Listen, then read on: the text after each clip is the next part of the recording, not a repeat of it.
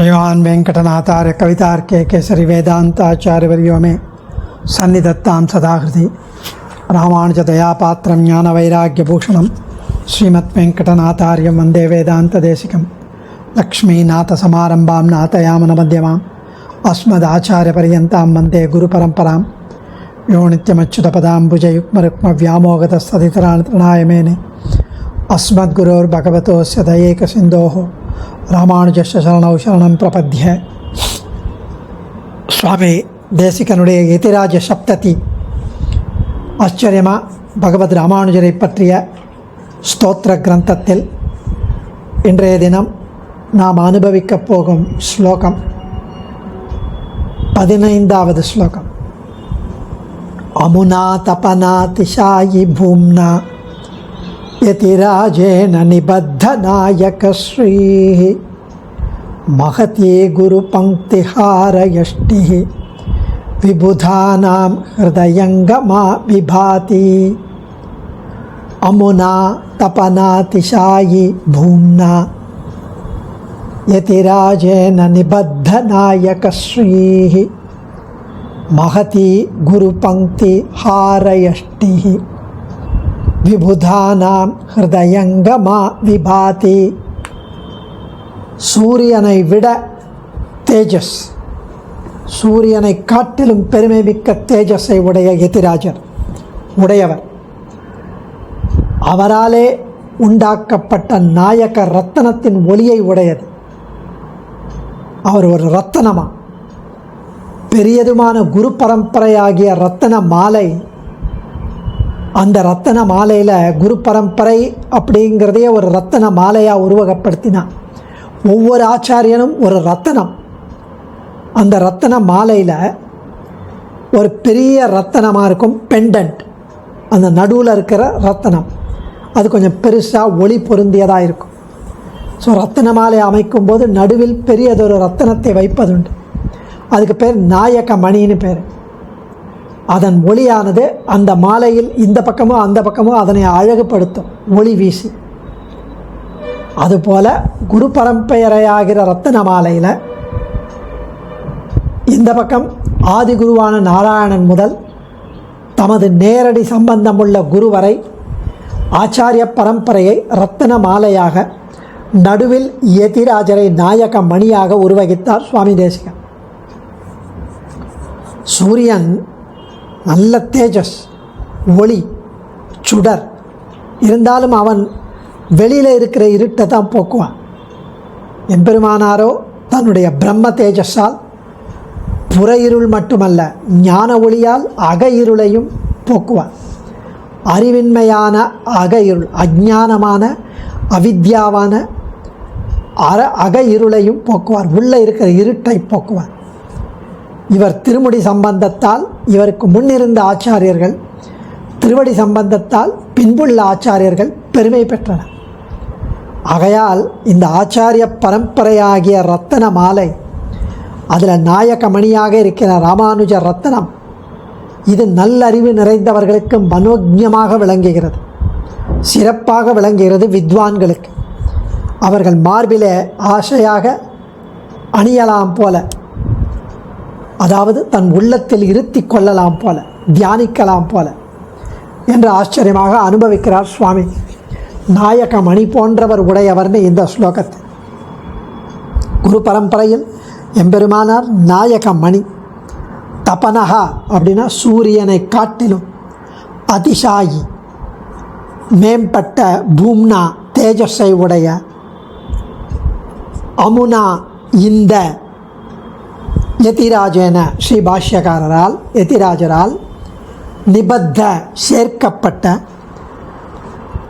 நாயக ஸ்ரீஹி நாயகமணி அமைத்த அழகு பெற்றதாய், நாயகமணியின் அழகு பெற்றதுமான, மகதி மிக பெருமை பெற்றதுமான, மகதினா பெருமை பெற்றதுமான, குரு பங்கி ஆச்சாரிய பரம்பரையாகிய, ஹாரயஷ்டிகி முத்துமாலை, ரத்தன வடம், விபுதானாம் வித்வான்களின் ஹிருதயங்கமா உள்ளத்தை அடைந்து, மார்பை அடைந்து, விபாதி விளங்குகிறது. ஸோ உலகத்தில் ரத்தனங்களை பதித்து சேர்க்கும் கட்டும் மாலையில் நடுவில் மட்டும் பெண்டன்ட்டில் மட்டும் ஒளிமிக்க பெரிய ரத்தனம் ஒன்றை வைப்பார்கள். அந்த ரத்தனத்துக்கு நாயகமணின்னு பேர். இவ்வாறு அமைத்த மாலை மார்பில் அணிவதற்கு மிக அழகாக இருக்கும். இங்கே குட்டி குட்டி ரத்தனம் வச்சு அப்படி பெண்டன்ட்டில் மாத்திரம் பெரிய ரத்தனத்தை வச்சா ரொம்ப அழகாக இருக்கும். இந்த நம்முடைய பூர்வாச்சாரியர் ஒவ்வொருவரும் ஒவ்வொரு ரத்தனம். இந்த ஆச்சாரிய பரம்பரை ஒரு ரத்தன மாலை. இதற்கு நாயகமணி ஸ்ரீ பாஷ்யகாரர். சூரியன் தனது ஒளியால் வெளியுருளை மட்டும் போக்க வல்லவன். சுவாமியோ வெளியுருளையும் அறிவின் சுடரால் உள்ளிருளையும் அஞ்ஞானத்தையும் ஒழிப்பதால் சூரியனை காட்டிலும் மேம்பட்டவன். எல்லா ஆச்சாரியர்களை விட சிறந்து விளங்குவதால் நாயக மணியாய் திகழ்கிறார். இவராலே ஆச்சாரிய பரம்பரைக்கு ஒரு பெருமை.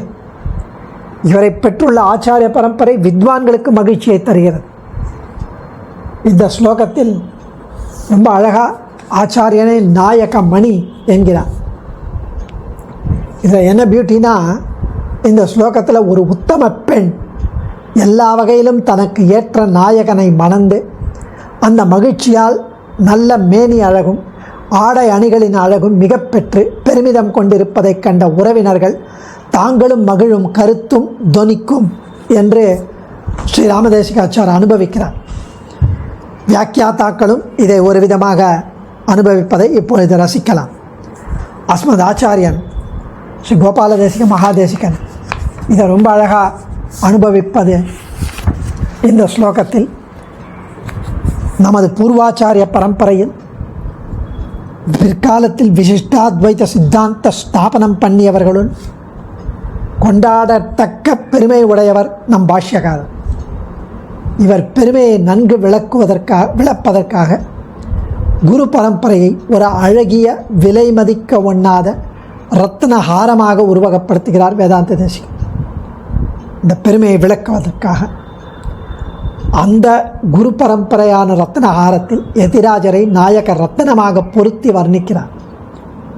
ரத்னஹாரத்தை கழுத்தில் அணிந்தால் அது மார்பு வரை தொங்கும். அடியில் 2 பக்கங்களையும் இணைக்கும் ரத்தினத்திற்கு நாயக ரத்னம் என்று பெயர். இது மற்ற ரத்தினங்களை விட பெரிதாகவும் நிறைய ஒளி வீசுவதாகவும் இருக்கும். அப்படிதான் அவ ஷேர்ப்பா. லக்ஷ்மண முனிவருக்கு முன்னோர்களான ஆச்சாரியர்கள் பெரிய நம்பி ஆள வந்தார் மணக்கால் நம்பி, உய்யக்கொண்டார் நாதமுனி சடகோபன் சேனைநாதன் என்று 7வர். இவருக்கு பின்பு வந்த உபாய பரம்பரை, அதில் திருக்குறுகைப்பிரான் பிள்ளான் ராமானுஜருக்கு அடுத்தது. அப்புறம் எங்களாழ்வான், நடாதூர் அம்மாள், ராமானுஜ அப்புள்ளா வேதாந்த தேசிகனுடைய ஆச்சாரியர். இவர்கள் உபாய பரம்பரை. ரகசிய பரம்பரையில் கிடாம்பி ஆச்சான், ராமானுஜ பிள்ளான், ரங்கராஜர், ராமானுஜ அப்புள்ளார். சுவாமி தேசிகன் தன்னுடைய மாதுலரான அப்புள்ளாரிடம் உபாய பரம்பரையிலும் ரகசிய பரம்பரையிலும் 2ம் ஒன்று சேர்கின்றன. சுவாமி தேசிகனுக்கு தபனாதிசாயி பூம்னா, இந்த இடத்துல தபனாதிசாயி பூம்னா எதிராஜருடைய நாயக ரத்னம் ஒளிமிக்கது. உலகத்துக்கெல்லாம் வெளிச்சத்தை தருகிற ஒளிக்கதிர்களோட உடைய சூரியனை விட மேலானது. கதிரவன் வெளியில் உள்ள இருளை போக்குகிறான். எதிநாயகரான நாயகரத்னமோ தத்துவஞானத்தை நேரிலும் நூல்களின் மூலமாகவும் சிஷ்ய பிரசிஷ்ய பரம்பரையின் மூலமாகவும் அறியாமையாகிற நம் உள் இருளை போக்குகிறார். அமுனா யதிராஜ நிபத்த நாயக ஸ்ரீஹி. குரு பரம்பரையின் நடுவில் உள்ள சூரியனையும் விஞ்சிய இந்த எதிராஜரினாலே குரு பரம்பரைக்கே ஏற்றம், குரு பரம்பரைக்கே சோபை உண்டாகியிருக்கிறது என்கிறார் இந்த ஸ்லோகத்தில். சுவாமி தேசிகன் இங்கே அமுனா அப்படிங்கிறார். இந்த எதிராஜன் ஏதோ அவர் எதிராஜன் உட்காண்டிருக்க மாதிரி நிற்கிற மாதிரி இந்த எதிராஜன் என்கிறார். அந்த சொல், இவர் என்ற சொல் எதிரில் உள்ளவரைத்தான் குறிக்கும். சுவாமி தேசிகனோ 120 வருஷத்துக்கு அப்புறம் பிறந்தவர். அவர் எப்படி எதிர அப்படின்னு சொல்ல முடியும் அப்படின்னா, அஸ்மத் ஆச்சாரியன் தெரிவிக்கிறார், ராமாவதாரத்திலையும் கிருஷ்ணாவதாரத்திலையும் மாரீசன் அச்சத்தினாலே காட்டில் உள்ள மரங்கள் இருக்கிற மர உரியை எல்லாம் பார்த்து ராமனை நினைத்து நடுங்கினானாம். வால்மீகி தெரிவிக்கிறார். காட்டில் உள்ள மரங்கள் தோறும் மர உரியையும் மான் தோலையும் உடுத்திய ராமனை பார்த்து நடுங்கினான். ஒவ்வொரு மரத்தை பார்க்கும்போது ராமன் பார்க்குற மாதிரி இருக்கு, அவ்வளோ பயம். கம்சன் அப்படிதான், உண்ணும் சோரிலும் பருகும் நீரிலும் தின்னும் வெற்றிலை எல்லா இடத்துலையும் கண்ணனை பார்த்து நடுங்கியதாக சுக பிரம்மம் தெரிவிக்கிறார். எப்படி அப்படின்னா, மாரீசனும் கம்சனும் ராமனும் முறையே ராமனும் கண்ணனும் நம்மை கொன்று விடுவார்களோ என்ற அனவரதம் பயபாவனையினாலே, எப்பவும் பயம், எல்லா காலத்திலும் அவனையே பயத்துடன் நினைத்திருப்பதனாலே எப்பவும் அவர்கள் ராமனையும் கண்ணனையும் எதிரேயே கண்டார்கள். நம் சுவாமி தேசிகனுக்கு எதி பிரபர பாரதி ரசபரேன நீத்தம் வயகான உடையவர் காலத்தில் அவதரித்து அவருக்கு நேர் சிஷ்யராகவில்லையே என்ற ரொம்ப குறை அவருக்கு. சங்கல்ப சூரியோதயம் நாடகத்திலேயே அதை அவர் தெரிவிக்கிறார். எப்பொழுதும் அவரையே நேர் ஆச்சாரியனாக நினைத்து பாவித்து இருந்ததுனாலே உடையவர் எதிரே தோன்றுவது போலேயே அவருக்கு எப்பவுமே. அதனால்தான் அமுனா என்கிறார் இந்த எதிராஜர். சூரியனை விஞ்சியவர் அப்படின்னா கடுமையிலேயோ உக்கிரமாக இருப்பதிலேயோ விஞ்சியவர் இல்லை. ராஜா அப்படின்னா சந்திரனும் குறிக்கும். இவர் எதி சந்திரர். அப்புறம் சொல்ல போகிறார் சந்திரனை பற்றி அடுத்த இன்னும் ஃபியூ ஸ்லோகத்தில். ராஜா சந்திரன் மக்களை மகிழ்விப்பது போல இவர் வேதத்தின் உண்மையான பொருளை எடுத்து சொல்லி மகிழ்விப்பவர்.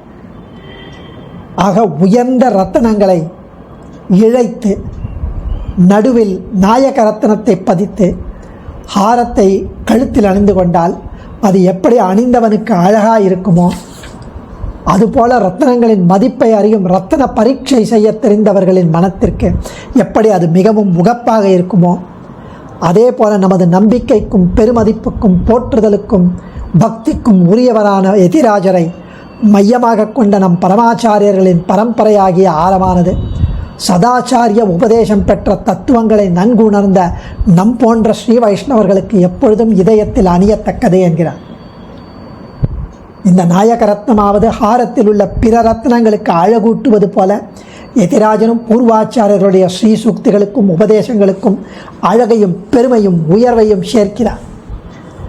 அதனால் அர்த்தத்தோடு தனியன்களை தினந்தோறும் அனுசந்தித்து பூர்வாச்சாரியர்களை நினைவில் கொள்வது நம்மை மகிழ்விக்கவும் உய்விக்கவும் வல்லது என்று அஸ்மதாச்சாரியன் தெரிவிக்கிறார். எம்பெருமான் உலகை படைத்து உய்ய உபதேசித்த வேதத்தில் ஞாசமே பிரபத்தியே எல்லா தபசுகளிலும் சிறந்தது என்று காட்டினான். அதை பூர்வாச்சாரியர்களின் திருவுள்ளத்தை பூர்ணமாக பூர்த்தி பண்ணினார் பகவத் ராமானுஜர். ஸ்ரீ பாஷ்யகாரர் தெளிந்த ஞானியாய் ஸ்வனிஷ்டையை அனுஷ்டித்த போது கூட ஏன கேனாபி பிரகாரேண துவய பக்தாத்வம் கேவலம் மதியேவ தயையா என்று நம்பெருமாள் உத்தரம் அருளி செய்ததானது அளவுடையார் அடைந்தார்க்கும் அது ஸ்வனிஷ்டை, அதன் உரையே கொண்டவர்க்கும் முக்தி நிஷ்டை, வளவுரை தந்தவன் அருளே மன்னிய மாதவத்தோர்க்கும் ஆச்சாரிய நிஷ்டை, களவொழிவார் யமரென்னை இசைந்தவர்க்கும் பாகவத நிஷ்டை காவலராம் என்பதை காட்டி பசுர் மனுஷ்ய பக்ஷீவா ஏச்ச வைஷ்ணவ சம்ஸ்ரயாக தேனைவதே பிரயாசியந்தி தத்விஷ்ணோகோ பரம பதம் என்கிற சூக்ஷ்ம அர்த்தத்தை வெளியிட்டு அருளினார் பகவத் ராமானுஜர். இப்படி பலவாராய் பலருக்கும் பலன் தரும் சரணாகதி அனுஷ்டானத்தை பகுமுகமாக பரவச் செய்து உலகோரை ஸ்ரீ வைஷ்ணவராக்கி பூதங்களை சத்தாவான்களாக்கி செய்து அருளினார் ராமானுஜர். அதனால்தான் மண்மிசை யோனிகள் தோறும் பிறந்து எங்கள் மாதவனே கண்ணுற நிற்கிலும் காணகில்லா ஸ்வ அவதாரம் அனுப்பிரவேச அவதாரம் ஆவேச அவதாரம் ஆச்சாரிய அவதாரம் செய்தும் காணகில்லா உலகோர்கள் எல்லாம் அண்ணல் ராமானுஜன் வந்து தோன்றிய அப்பொழுதே நன்னரு ஞானம் தலை கொண்டு நாரணருக்கு ஆயினரேன்னு அவ்வளவு ஆச்சரியமாக அண்ணல் ராமானுஜனால் தான் இந்த ஆச்சாரிய பரம்பரைக்கே ஏற்றம். நமது ஆச்சாரிய பரம்பரை சேனை முதலியார் தொடங்கி ராமானுஜர் வரை முன்பு 7, ஆச்சாரியர் பின்பு 7. தேசிகன் கருத்தில் அவர் கால நோக்கில் சேனைநாதன் முதலாக பெரிய நம்பி முடிய 7, ராமானுஜருக்கு பின்பு 2 பிரிவுகள் அப்புள்ளாரிடம் சங்கமிக்கும். திருக்குறுகை பிரான் பிள்ளான், எங்களாழ்வான், நடாதூரம்மாள், அப்புள்ளான். அந்த பக்கம் ராமானுஜர், மடைப்பள்ளி ஆச்சான், ராமானுஜர், ரங்கராஜர், அப்புள்ளான். இப்படி 7 பேர். ஸோ சுவாமி தன் காலத்தில் ஆச்சாரிய பரம்பரையாகிய ஒரு ஹாரத்தை, மணிமாலையை உருவகிக்கிறார். அதில் நடுநாயகமான பெரிய நாயக ரத்னம் பெண்டன்ட் போல எம்பெருமானார் ஸ்ரீ பாஷ்யக்காரர். இப்படி ஆச்சரியமா எப்படி ஜொலிக்கிறது!